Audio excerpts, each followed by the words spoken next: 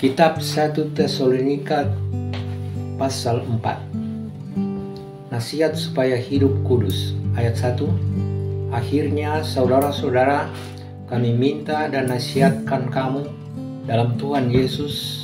Kamu telah mendengar dari kami bagaimana kamu harus hidup supaya berkenan kepada Allah. Hal itu memang telah kamu turuti, tetapi baiklah kamu melakukannya lebih bersungguh-sungguh lagi. Ayat 2. Kamu tahu juga petunjuk-petunjuk mana yang telah kami berikan kepadamu atas nama Tuhan Yesus. Ayat 3. Karena inilah kehendak Allah, pengudusanmu, yaitu supaya kamu menjauhi percabulan. Ayat 4. Supaya kamu masing-masing mengambil seorang perempuan menjadi istrimu sendiri dan hidup di dalam pengudusan dan penghormatan. Ayat 5. Bukan di dalam keinginan hawa nafsu seperti yang dibuat oleh orang-orang yang tidak mengenal Allah. Ayat 6. Dan supaya dalam hal-hal ini orang jangan memperlakukan saudaranya dengan tidak baik atau memperdayakannya. Karena Tuhan adalah pembalas dari semuanya ini, seperti yang telah kami katakan dan tegaskan dahulu kepadamu. Ayat 7. Allah memanggil kita bukan untuk melakukan apa yang cemar, melainkan apa yang kudus. Ayat 8. Karena itu siapa yang menolak ini bukanlah menolak manusia, melainkan menolak Allah yang telah memberikan juga rohnya yang kudus kepadamu. Ayat 9.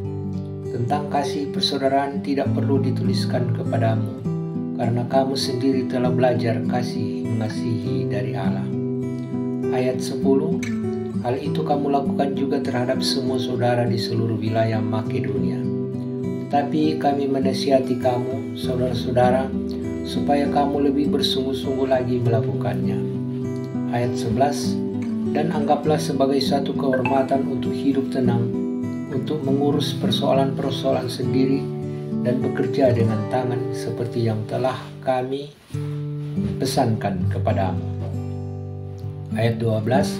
Sehingga kamu hidup sebagai orang-orang yang sopan di mata orang luar dan tidak bergantung pada mereka. Kedatangan Tuhan. Ayat 13. Selanjutnya kami tidak mau saudara-saudara bahwa kamu tidak mengetahui tentang mereka yang meninggal, supaya kamu jangan berduka cita seperti orang-orang lain yang tidak mempunyai pengharapan. Ayat 14. Karena jikalau kita percaya bahwa Yesus telah mati dan telah bangkit, maka kita percaya juga bahwa mereka yang telah meninggal dalam Yesus akan dikumpulkan Allah bersama-sama dengan Dia. Ayat 15. Ini kami katakan kepadamu dengan firman Tuhan, kita yang hidup, yang masih tinggal sampai kedatangan Tuhan, sekali-kali tidak akan mendahului mereka yang telah meninggal. Ayat 16.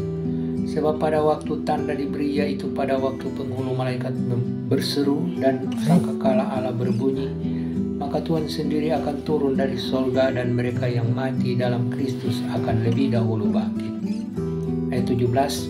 Sesudah itu kita yang hidup, yang masih tinggal akan diangkat bersama-sama dengan mereka dalam awan menyongsong Tuhan di angkasa. Demikianlah kita akan selama-lamanya bersama-sama dengan Tuhan. Ayat 18.